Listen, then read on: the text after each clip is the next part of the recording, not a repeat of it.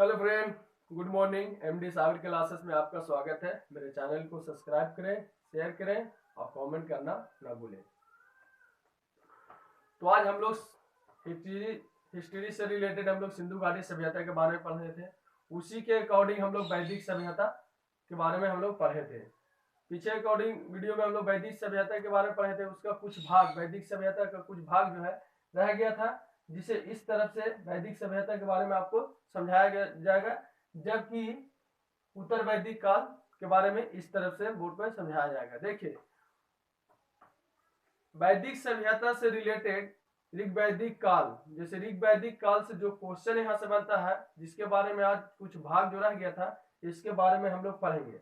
उसी के अकॉर्डिंग सिंधु घाटी सभ्यता से अकॉर्डिंग पूर्व पाषाण काल, नव पाषाण काल, ताम्र पाषाण काल, मध्य पाषाण काल के बारे में आप लोग को बताया जाएगा।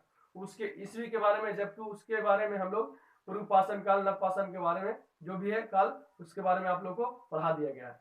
आज हम लोग उसके ईस्वी के बारे में आप लोग को बता दिया जाएगा। सबसे क्वेश्चन यहाँ पर हम लोग कंफ्यूजन, मतलब जो क्वेश्चन हम लोग गलत करके चलाते हैं, उसके बारे में हम लोग पढ़ेंगे। देखिए, सबसे बड़ी बात है, जो वैदिक सभ्यता है, जो वैदिक सभ्यता से रिलेटेड, जो वैदिक सभ्यता से रिलेटेड ऋग वैदिक काल में जो मनोरंजन के साधन थे, वो सबसे बड़ी बात क्या थे? रंथन दौड़, संगीत, घोड़दौड़ और दूध क्रीड़। ये तो हो गया वैदिक सभ्यता से रिलेटेड ऋग वैदिक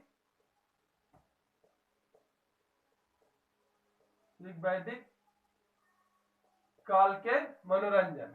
ऋग वैदिक काल के मनोरंजन हो गया। कंफ्यूजन यहाँ पर ये हो जाता है, कंफ्यूजन यहाँ पर ये हो जाता है कि देखिए, सिंधु घाटी सभ्यता जो है पूर्व पाषाण काल, नव पाषाण काल, मध्य पाषाण काल तथा ताम्र पाषाण काल। देखिए, सिंधु घाटी जो सभ्यता के जो मनोरंजन के साधन क्या थे? सबसे बड़ी बात यहाँ पर शिकार थे। हम लोग सिंधु घाटी सभ्यता के सबसे बड़ी बात मनोरंजन के साधन क्या थे? शिकार थे।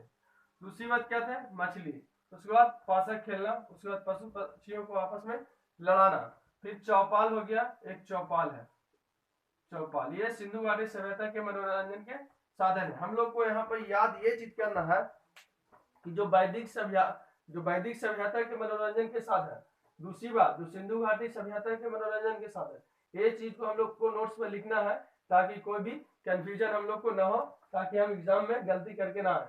दूसरी बात, देखिए, ये जो रंथन दौड़ है, ये राजस्थान का राजस्थान का खेल है। रंथन दौड़ राजस्थान से रिलेटेड। देखिए, पूर्व पाषाण काल 1 लाख ईसा पूर्व है, जबकि नव पाषाण काल जो हो गया, नव पाषाण काल 2500 ईसा पूर्व से लेकर 1500 ईसा पूर्व तक। फिर हो गया मध्य पाषाण काल, जो मध्य पाषाण हो गया 1 लाख ईसा से लेकर 40,000 ईसा पूर्व तक। फिर ताम्र पाषाण काल 1000 ईस्वी से लेकर 9000 ईस्वी तक। तो ये चीज हम लोग को डेट याद रखना है। देखिए, सबसे बड़ी बात यहाँ पर, जो वैदिक सभ्यता में वैदिक काल के व्यवसाय जो है क्या है? ये मजदूरी है। मजदूरी में सबसे बड़ा व्यवसाय क्या था इनका? पशुपालन एवं कृषि। जबकि हम लोग नव पाषाण में क्या पढ़े थे? मुख्य साधन क्या पढ़े थे? नव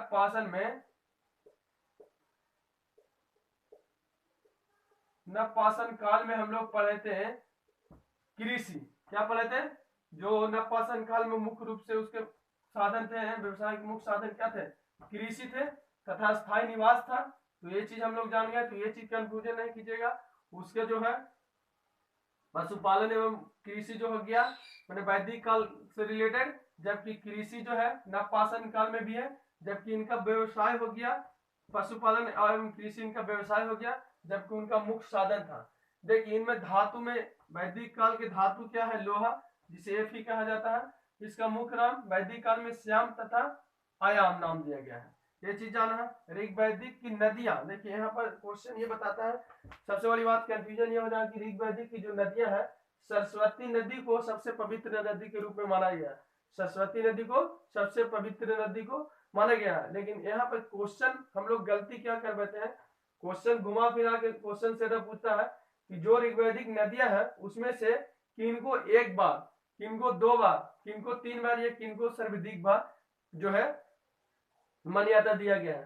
तो यहाँ पर देखिए, ये चीज हम आपको बता दे रहे हैं कि किसी भी एग्जाम में अगर ऐसा क्वेश्चन अगर घुमा के पूछता है, तो आप अपने तरह से सही करके आ जाएगा। देखिए ये तो सरस्वती जो नदी है, ऋग्वैदिक नदियां जो है वो एक तो पवित्रता के रूप में जाना जाता है, जबकि गंगा को वैदिक सभ्यता में एक बार इनका जिक्र किया गया है, जबकि यमुना को 3 बार जिक्र किया गया है, जबकि सिंधु घाटी को सर्वाधिक बार जिक्र किया गया है।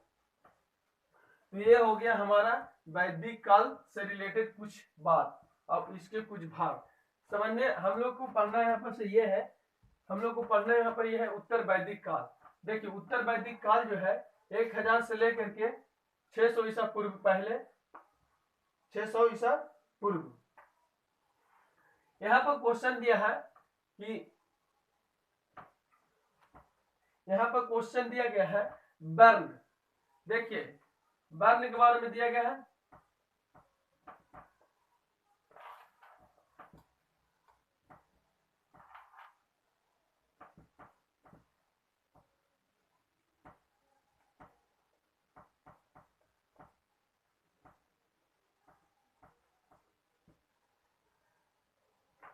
देखिए वर्ण के बारे में दिया गया, जबकि हम समझाए थे जो मतलब ऋग्वैदिक में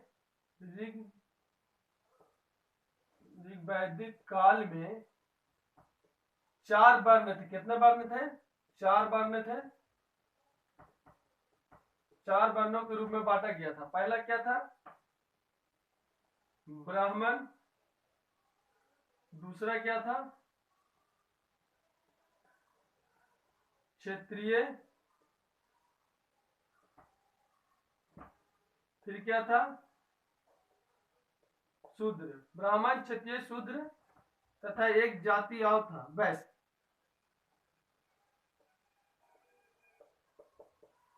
जबकि वैदिक काल में 4 वर्णों के रूप में इसे वैदिक काल में बांटा गया था ऋग्वैदिक काल को, जबकि यहाँ बता रहा है उत्तर वैदिक काल में इनके जो वर्ण है, इनके वर्ण व्यवसाय को बजाय जन्म में जो राजा, जो मतलब व्यक्ति का जन्म होता था, जबकि उसमें क्या था? कर्म पर आधारित है। जबकि इसमें क्या है कि जो जन्म के उपरांत जो राजा है उनके राज्यभिषेक के समय राजयुग, यानी इसमें क्या था? यज्ञ की बात कहा गया था। यज्ञों के अनुष्ठान किया जाता है। क्या है? यज्ञों के अनुष्ठान किया जाता है। इन्हीं से रिलेटेड क्या है? यज्ञ किया जाता है। इन्हीं के स्थान पर प्रजापति जो देवता थे, प्रजापति की सर्वाधिक प्रिय देवता थे विष्णु। विष्णु को 3 पंगों की युक्तियां दी गई थी, 3 पंगों की युक्तियां दी थी, ऐसा कल्पना किया था उत्तर वैदिक काल में। तो ये हमारे उत्तर वैदिक से रिलेटेड कुछ मतलब जन्म पे आधारित है। तो जो जन्म मतलब जो व्यक्ति का जन्म है राज्यभिषेक है, उन्हीं के कर्म पर आधारित मतलब जन्म पर आधारित राज्यभिषेक के रूप में यह किया गया था। दूसरी बात है इसमें जो है इंद्र के स्थान पर प्रजापति सर्वाधिक प्रचलित थी। प्रिय देवता विष्णु की 3 पंगों की रूप में कल्पना किया गया है। उत्तर वैदिक काल में सबसे क्वेश्चन यहाँ से ये पूछता है कि हाल को उत्तर वैदिक काल में हाल को क्या कहा जाता है? तो हाल को सिरा कहा जाता है और हाल रेखा को क्या कहा जाता है? सीता कहा जाता है। तो ये चीज हम लोग को याद रखना है, हाल को सिरा तथा हल रेखा को सीता कहा जाता है। मुद्रा उसमें निष्क थी। मुद्रा जो उत्तर वैदिक काल में जो मुद्रा थी निष्क थी, और निष्क का दूसरा जो मुद्रा था शतमान, जबकि इसमें सिक्का का प्रचलन नहीं था। ये चीज हम लोग को याद रखना है कि उत्तर वैदिक काल में सिक्का का प्रचलन नहीं था। उत्तर वैदिक काल में कौशाम्बी नगर में प्रथम बार पक्की ईटा का प्रमाण मिला। देखिए यहाँ पर क्वेश्चन हम लोग ये कंफ्यूजन कर देते हैं कि कौशाम्बी नगर जो था उसमें प्रथम बार पक्की ईटों का प्रमाण मिला, जबकि सिंधु घाटी सभ्यता में कालीबंगन में नक्शेदार ईटों का प्रमाण मिला। ये चीज हम लोग याद रखना है।